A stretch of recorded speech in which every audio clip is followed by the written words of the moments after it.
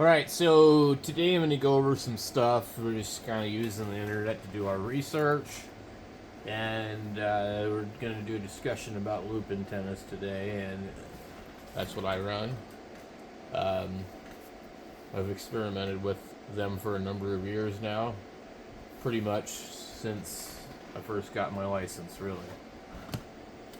So, Wikipedia says a loop antenna is a radio antenna consisting of a loop or coil of wire, tubing, or other electrical conductor that is usually fed by a balanced source or feeding a balanced load. Within this physical description, there are two distinct types. Large loop antennas have a perimeter close to one or more whole wavelengths at the operating frequency, which makes them self-resonant at that frequency. Okay, let's click on this. We'll read more. But this discussion is not going to be regarding magnetic loop antennas.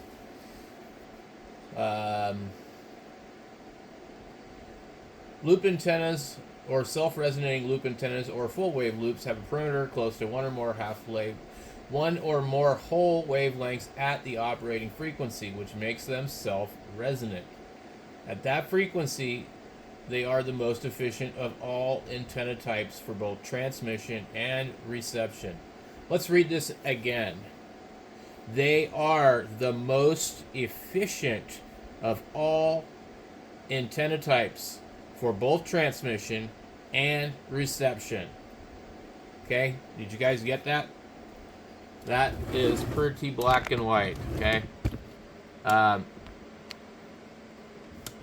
So, a halo antenna is another type. I don't really know too much about them. Are shorted dipoles that have been bent into a circular loop, with the ends not quite touching. Some writers prefer to exclude them from loop antennas since they can be well understood as bent dipoles. Others make halos an intermediate category because large and small loops, or extreme upper limits for small loops in shape and performance, are very similar to small loops, only distinguished by being self-resonant and having much higher radiation resistance. So I've actually experimented with making my full wave loop do that by opening up the feed point. And the reason I've done that is because I will feed it at one end with coax, short that out, feed it at a different end with ladder line, and then they've tried it different ways. Small loop antennas, or magnetic loop or tuned loops, have a perimeter smaller than half the operating wavelength, typically no more than 1/3 to 1/4 wave. They are used mainly as receive antennas, but are sometimes used for transmission despite their reduced efficiency.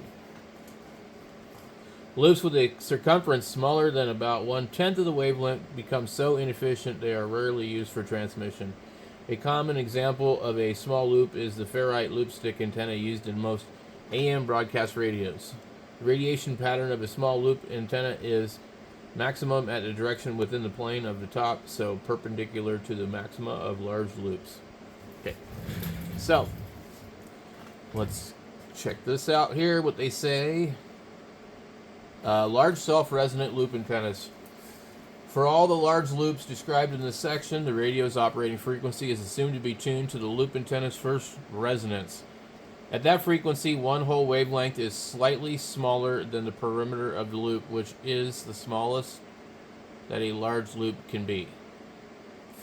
Self-resonant loop antennas for so-called shortwave frequencies are rather large, with a perimeter just greater than the intended wavelength of the operation.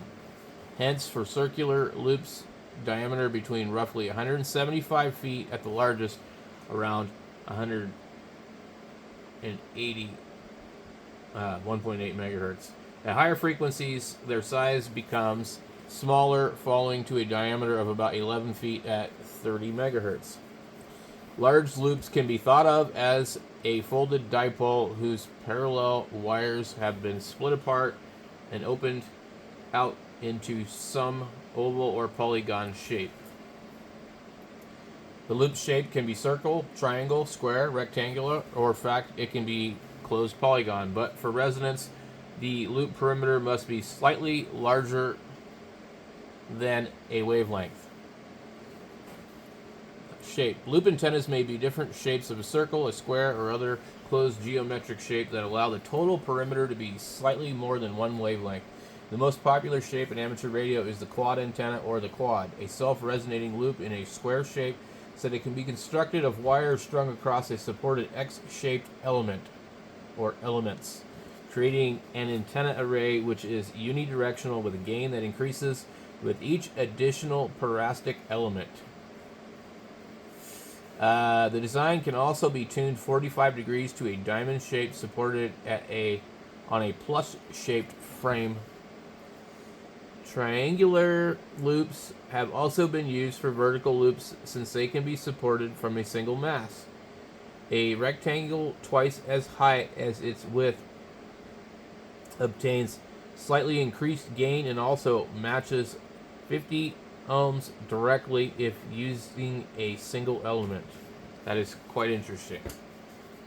A rectangle twice as high as its width obtains slightly increased gain and also matches 50 ohms directly if used as an element. That's pretty cool. I didn't know that. Unlike a dipole antenna, the polarization of a resonant loop antenna is not obvious from the orientation of the loop itself, but it depends on the placement of its feed point. If a vertical-oriented loop is fed at the bottom, its radiation will be horizontally polarized. Feeding at the side will make it vertically polarized. The radiation pattern. The radiation pattern of a first resonant loop antenna peaks at right angles to the plane of the loop. As the frequency progresses to the second and third resonances, the perpendicular radiation fades and strong lobes near the plane of the loop arise. At the lower shortwave frequencies, a full loop is physically quite large, and his only practical installation is laying flat, with the planes of the loop horizontal to the ground and the antenna wire supported at the same relatively low height by mass and its perimeter. The result is a horizontally polarized radiation which peaks towards the vertical near the lowest harmonic. The pattern is good for NVIS communication, but unfortunately is not generally useful for making continental scale contacts. I have found that to be absolutely not true. I've worked the world on a loop 20 feet up, 20 to 25. So, just a side note there. Above 10 megahertz, the loop is approximately 10 meters in diameter. It becomes more practical for the loop to be mounted standing up. That is with the loop in vertical in order to direct its main beam towards the horizon. If small enough, it may be attached to an antenna rotator in order to rotate the direction as desired. That would be cool.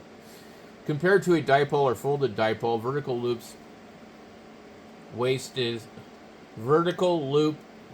a vertical loop wastes less radiated power towards the sky or ground, resulting in about 1.5 dB gain higher in the two favored horizontal directions. Additional gain and a unidirectional radiation pattern is usually obtained with an array of such elements, either as a driven end-fire array or in a Yagi configuration, with only one of the loops being driven by the feed line and all the remaining loops being parasitic or parastic. I don't know how you want to pronounce that. I found that I always called it parastic, but I guess it's parasitic. Reflectors and directors. The latter is widely used in amateur radio in the quad configuration. See the photo below.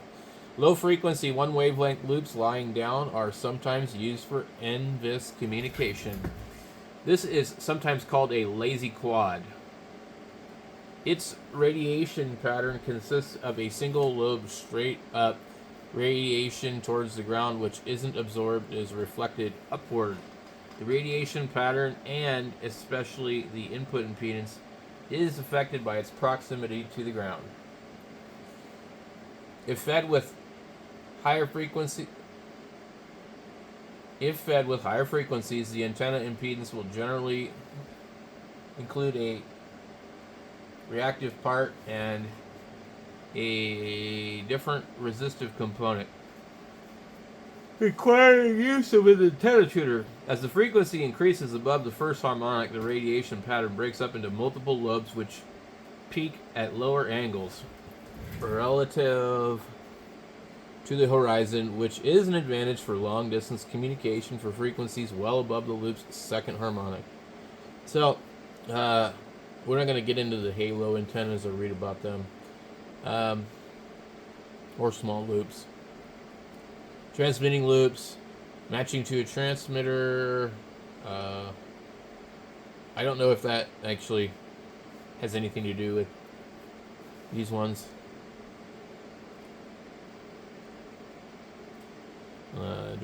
Direction finding with small loops, that's cool stuff.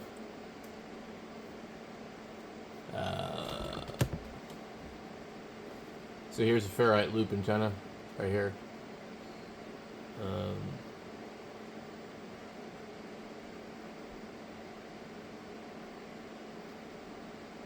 Here's a big loop, big small loop. Matching to transistor.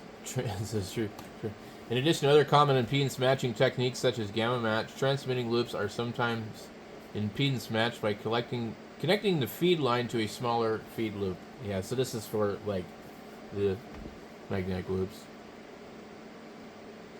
Loop-like antennas, RFID coils, and induction heating. Cool stuff. So let's get back over to here. And so we know what Wikipedia thinks of these, and there's this is a pretty common page that pulls up theory of full wave loops, practical antennas.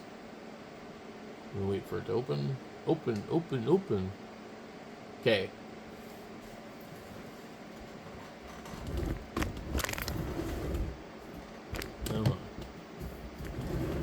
My problem is I have Wi-Fi out here, but I'm pretty far away from the thing. Okay. So this talks about the theory. A full wave loop is, as the words imply, a continuous loop of wire or other conductor approximately one wavelength long. Usually the two ends of the loop are connected to the feed line. The exact length for resonance depends on the diameter of the conductor and the shape of the loop, but typically it is slightly longer than the physical wavelength at the resonant frequency. A traditional formula for the length in meters is 306 divided by megahertz, or 1005 divided by megahertz in feet. But like the similar formula for a dipole, this must be considered only an approximation. Unlike dipoles, larger diameter conductors require a larger circumference for resonance. Okay, so characteristics. Full wave loop forms the second basic building block of antennas along with the half wave dipole. In fact, the two are similar in many ways. The full wave loop can be thought of as two dipoles with the ends connected together, or a folded dipole opened up into a two-dimensional shape. Compared to a half wave dipole, a full wave loop has a bit of broadside gain due to the separation between the two wires, though that is lessened slightly due to the shortening effect of bending the ends so they join. The current on a full wave loop antenna is maximum at the feed point and at the feed point of the loop on the opposite of the feed point. Let me read that again. The current on a full wave loop antenna is maximum at the feed point and at the feed point of the loop opposite the feed point. That doesn't make sense. But what they're saying is on the opposite side of the antenna where the feed point is. Current is minimum at the points midway between those two. Due to the phase reversal along the wire, the currents are in phase when viewed broadside to the loop. So, here's your feed point right here. The current is maximum here and here. It's minimum there and there. So, that's what they're talking about. The full wave loop antenna with the feed point at the bottom showing current distribution on the wires as shown by the arrows. The current are in phase for radiation broadside towards the loop. So, I'm not sure what they're showing there, but And this is EasyNC. This is what I showed you guys earlier. This is the software for it. You can tell right now by looking at it. So this is why I brought that up before. Yeah, EasyNC Plus. And now I think with EasyNC, I think if you purchase some stuff, they make it to where you just like literally punch in numbers. Otherwise, it's like you're writing your own web page and you have to learn, code. Okay, so the effects of different loop shapes. The full wave loop is most frequently constructed of a square or diamond for mechanical simplicity. Other regular polygons are sometimes used, such as triangle called the delta loop or a hexagon. In practice, the loop need not be regular shape, but such shapes are easier to analyze. So, they give you the different gain of like what happens when you feed a triangle at the corner, triangle at the side, a square at the corner, a square at the side. We're not going to get into all that, but the effects of the feed point position. The position of the feed point around the loop determines the polarization. Feeding the loop at the bottom or the top gives horizontal polarization. Okay, so but most of us, on the low bands, we're not going to be doing a vertical loop. It's going to be what they referred to earlier as a lazy loop. If you could put up 175 feet in a square vertically, my hat's off to you. I can't do it. So, now you're showing the shapes of a loop and what the feed point impedance would be at that loop. And this is very interesting because I had learned a long time ago, I had a hard time using 300 ohm ladder line in a balanced line tuner because it didn't want to tune it because it was already really low. So let's go in here and see what they say about this. Okay. Let's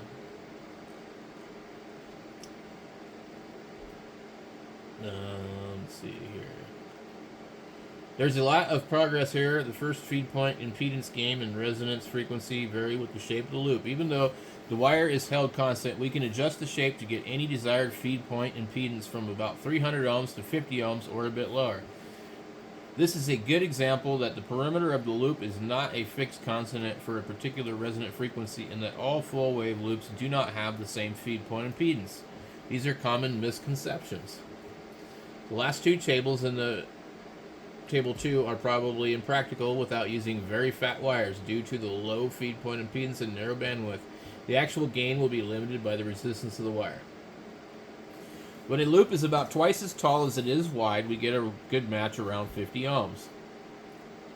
Okay, when a loop is about twice as tall as it is wide, and this is what they were talking about on the quad antenna, we get a good match to 50 ohms and additional gain. In fact, this shape, as well as the line above it that matches 75 ohm coax, have higher gain than we would get using a circular loop. Other useful impedances are 112.5 ohms to match the quarter wavelength of 75 ohm coax, or 200 ohms to match with a 4-to-1 balun, or a quarter wavelength of 100 ohm balanced line. A pair of 50 ohm coax cables side by side, or standard American 2-conductor electric cord is about 150 ohms. So I've seen this before, and they used to make a coax called twin ax, and it has 2 conductors in the center. So guys would take 2 pieces of coax and they'd zip tie them together exactly the same length, and they would solder the braids together, and then we just use the center conductors. So that's kind of similar to what we're talking about here. And just basically just to get it matched, the goal here is, can we get an antenna to work without a tuner? We really don't want to use a tuner if we don't need one. It's really nice to not have one. So it shows the shapes, and so my antenna is somewhere in between the 50 and the 112. I think it's like 70. But it's not a complete square. It's kind of, different. But anyway, I basically placed it where I can place it, and that's that. I'm not going to get into it too much because I can't really adjust it that much. Says, but don't lose sight of the last column of the SWR bandwidth. The 50 ohm loop can just cover the 20 meter band at a 2-to-1 SWR. But when used as a portable antenna, any variation in setup may shift the curve so it is no longer centered in the band. The 75 ohm loop, while having 0.3 dB less gain, would cover most of the band in about 1.5 to 1 or less, and allow for more variation without needing to retune the loop. The 1.5 to 1 SWR bandwidth is about 0.5 times the 2.1 bandwidth. A 200 ohm loop covers the whole band under 1.3 to 1. That's interesting. To me, my antenna looks more like it should be in that shape.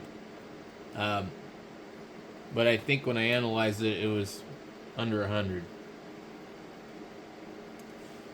While this table is specifically for rectangular loops, the same principle applies to other shapes as far as the far side is stretched further down the feed point, the gain increases and the feed point impedance and SWR bandwidth decreases.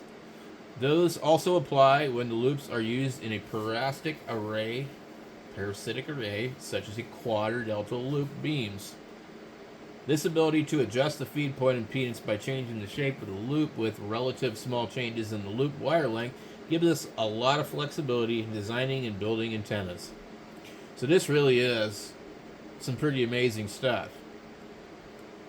You take the same length of wire and just change the shape of it, and now you're 50 ohms. Or go up to 200. Here's some other shapes they're showing here. 50, 112, 200, and then deltas of some such. We now have lots of options, but not. Note some of the quirks. Simply knowing the length of the wire of the loop is not enough to determine the resonant frequency. Comparing 2 plus 8 plus 8 plus 2 in the tables of 2, the resonant frequency varies with the feed point location, even for same physical shape, and the things change further when we consider the behavior of the antenna over ground. So that's another important thing. While free space works reasonably well for modeling the relative performance of VHF, UHF antennas in many cases, it can give misleading results for HF antennas, particularly those at heights less than 1 wavelength. But the ground has a different effect depending on the orientation of the antenna, so we will divide the discussion into 3 sections because the behaviors can be quite different. Horizontal full-wave loop antenna over ground. Vertical polarized vertical orientated loop over ground. Horizontal polarized vertical orientated loop over ground. Horizontal full-wave loop antennas over ground, which is what I have. When a full-wave loop is erected horizontally at relatively low heights, sometimes called a sky loop or similar, maximum radiation is still broadside to the loop or straight up. This isn't particularly good for low angles of radiation favored for DX, but it can make an excellent NVIS antenna for local contacts on the lower HF-MF bands, 40 meters, 60 meters, 80 meters, and 160 meters, when operating below the critical frequency. Okay. The ground acts as a reflector, which improves signal strength at some heights. Typical heights are below about 1/3 wavelength and can still work at 0.05 wavelengths, though the ground losses are becoming more of an issue at low heights. So like I had said before, my loop is pretty low to the ground. I have 2 pieces of top rail that are about 11 feet from Lowe's or Home Depot, and they're up against the corner of the door over here, basically on the other side of this TV, and that's where my feed point is, and everything else is a little bit higher than that or about the same. So that goes all the way up over the roof of the house into the front corner where the fence is near the wall, and there's another 2 pieces of top rail there, and then that runs across the front into a tree, into another tree, and then it makes a corner And then it's just all those fiberglass poles that I've showed you guys. And those are leftover pieces from a stepper beam, and I don't know how long they are, but I don't think any of them are more than 25 feet. So in the front yard, it's possible that the loop is up 30 feet, and then I would say 21 feet on average everywhere else or lower. And my antenna works great. When a full wave loop is erected horizontally at low heights, okay, so we read all that. They were showing a picture of it. Typical drawing of a horizontal loop. More typical actual installation. So this is what I'm talking about, you know. And you got to do what you got to do, you know, to make it work. And I've lived in lots of different places, and I just go out there and run the wire. And, you know, I lived in Lake Shastina, California, and just renting a room from a friend. And I just went out there and got a ladder and a pole and just draped 12 gauge, 14 gauge house wire. You know, I think at that time I had like a 40 meter loop, but just draped it up over the trees and wrapped it around everything and just, you know, ran it through the window. It was great. Here is some model data for a full wave loop fed in one side at various heights over poor ground. Okay. So, a full wave loop fed in one side at various heights. Okay. So the height is 0.5 wavelengths. And they said the feed point impedance is 110 ohms. The maximum gain is 6.4 dBi. That's weird. Angle of maximum gain, 30. Gain at 90 degrees, negative 3.9. So, 0.4, they just show, you know, the impedance, the gain. I don't know, this stuff doesn't make sense. Why would this, the gain goes up, goes down, down. Peak gain overhead is about 0.2 wavelengths, but performance is relatively constant from about 0.1 to 0.3 wavelengths for short NVIS paths, radiation straight up. Above 0.35 wavelengths and overhead, null develops due to the ground reflection. Okay, so below about 0.1 wavelengths, we see the effects of ground loss. Though a loop around the top of a fence or under the eaves of a house can still be effective.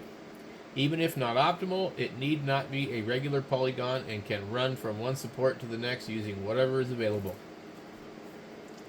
Impedances are in a reasonable range to be matched with a 4-to-1 balun or a quarter wave of 75 ohm coax.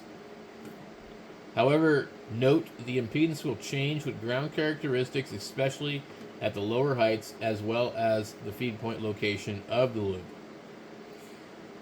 These data probably will not exactly match your specification, your specific installation, but they give an idea of what sorts of variations to expect. In practice, a horizontal full wave loop is popular as a multi-band antenna since the angle of radiation lowers on higher bands, giving good performance on longer paths.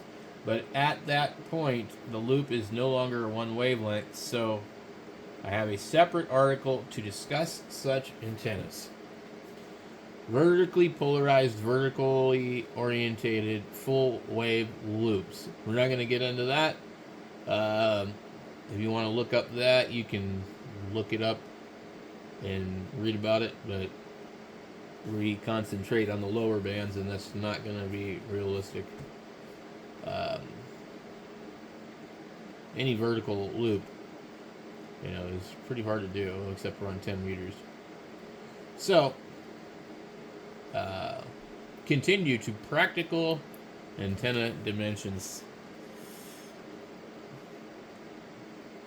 So this is written by a guy named Dale Hunt, also, I should mention. So,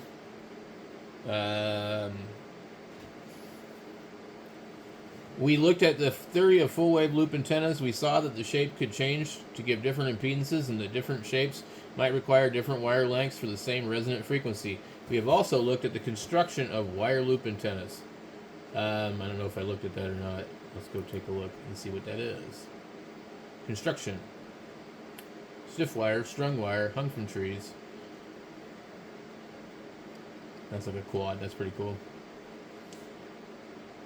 I have no idea what the hell that is. 732 megahertz. Strung wire.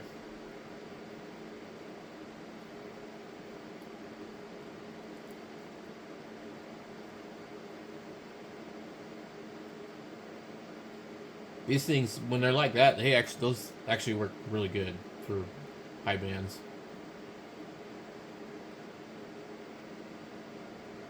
Six-meter loop. What is this one?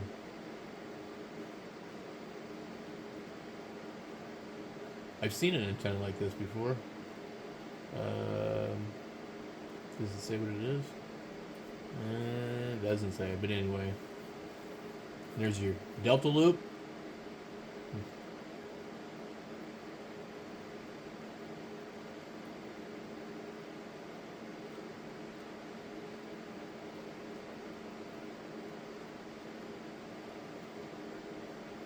Dale Hunt. WB6BYU. Okay. We'll go back to what we were looking at. Gives you the formula.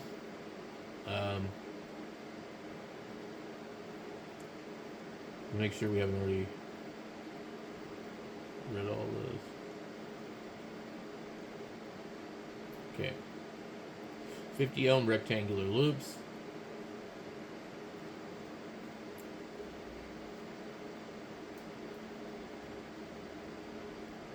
So it has a really nice chart in here that tells you what you would need to do to get particular impedances for the loop.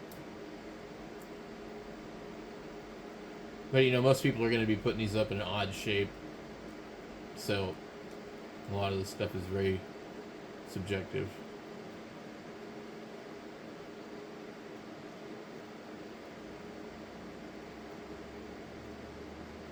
Unless you're on a piece of land and you're putting up 4 poles, it's really hard to say what you're going to end up with.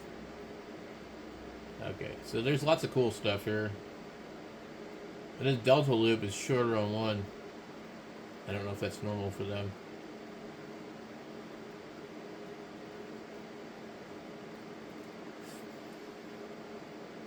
Well, what I wanted to get into was the feed line part.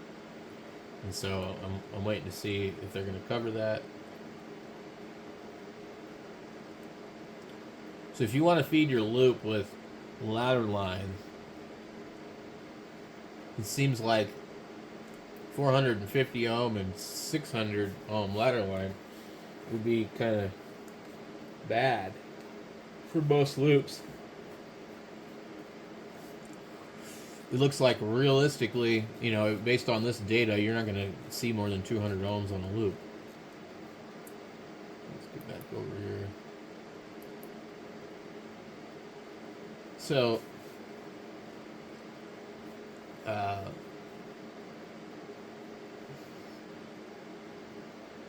there's a lot of people that have published stuff on loop antennas, and there's a lot of stuff that you can learn. Let's see what this one is. The rhombic version.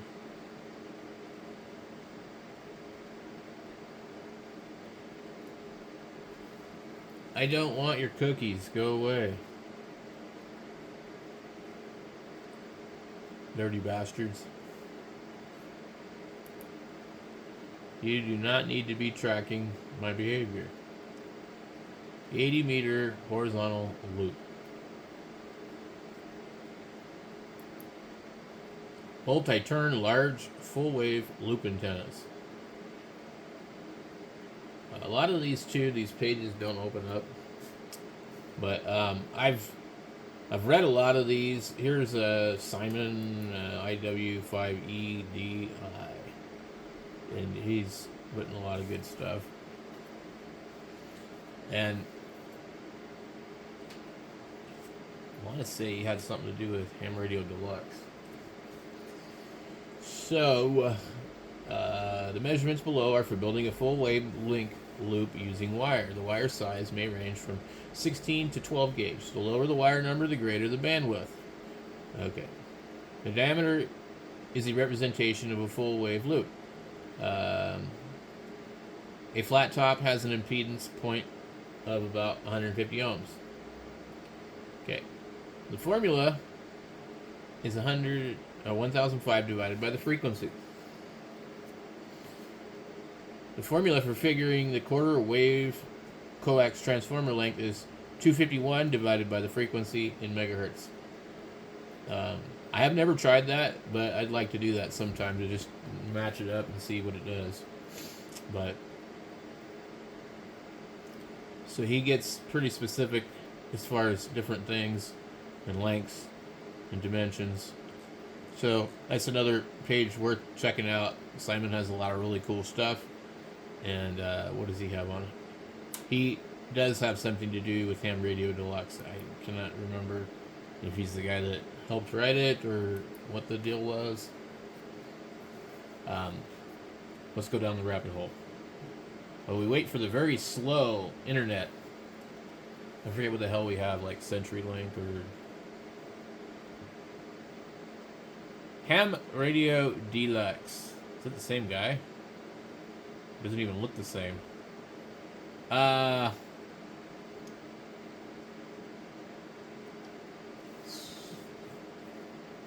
This is dedicated to Peter PH1PH. I don't know if that's Peter and that's Simon. He looks like he could be an aged version of Simon. Hard to say. Why downloading the latest free version of Ham Radio Deluxe is now so difficult, but not impossible. Okay, so what is the date on this? Is there a date?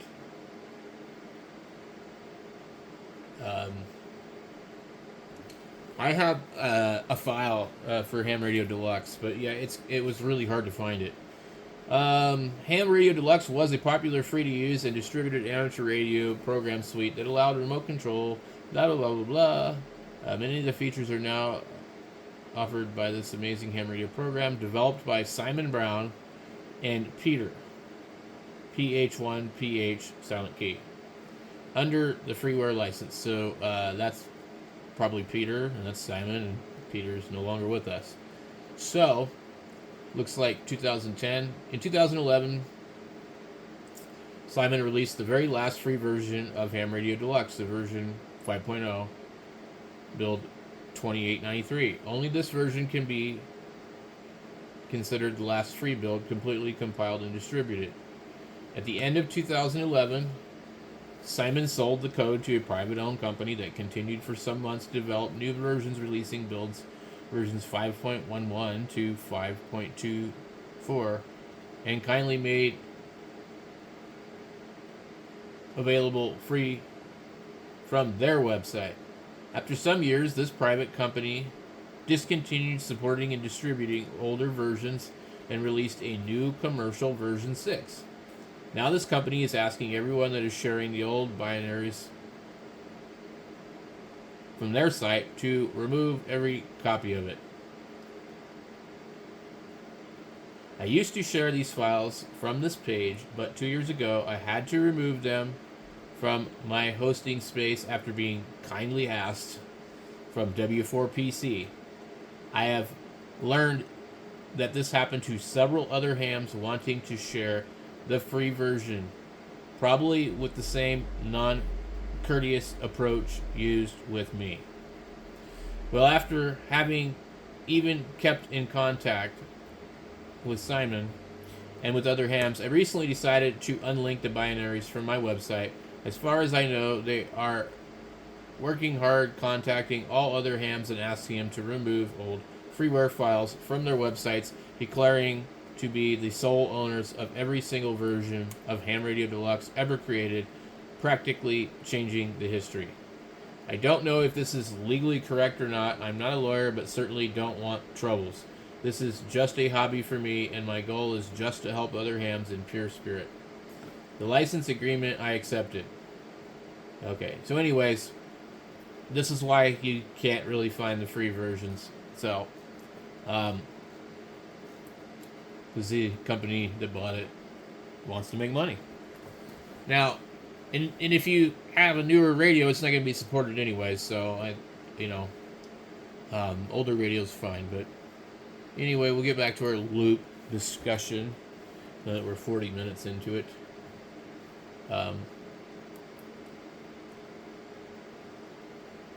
So I think this would be a good time to take a break from the loop discussion, and then we'll discuss feeding the loop in another video. So stay tuned for that. I'll be coming out with that here shortly, and it'll be up by the end of the day. Thanks for watching, and 73.